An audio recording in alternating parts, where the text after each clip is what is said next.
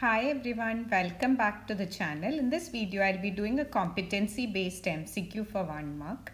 Let's look at the question.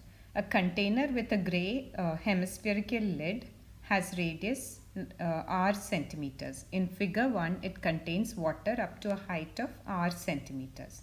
It is then inverted as shown in figure 2. What is the height of water in figure 2? Okay, so this first container, right? The container that's shown in figure 1 is filled with water up to a height of r centimeters. So maybe it's something like this, as much as this. Okay, it's r centimeters, the height of water in it.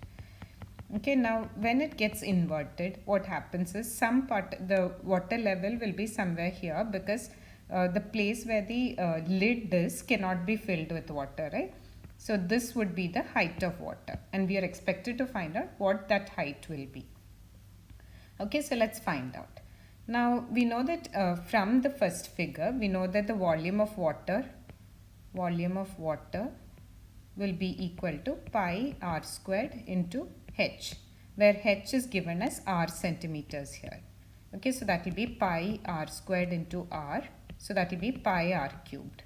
So pi r cubed centimeter cube of water is transferred to the second figure, the inverted one. Okay, it's not transferred, it's actually there in the container already, it's just inverted.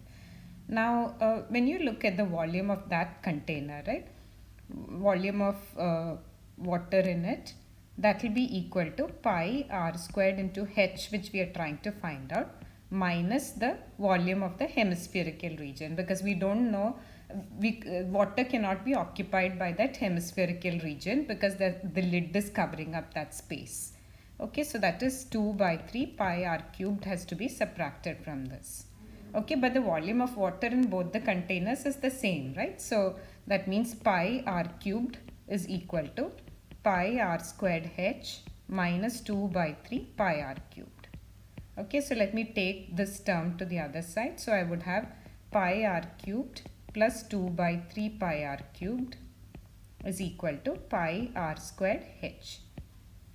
Now let's take out pi r cubed common out, and I would have 1 plus 2 by 3 is equal to pi r squared h. Okay, so that will be pi r cubed into 5 by 3 is equal to pi r squared h. Now pi gets cancelled out.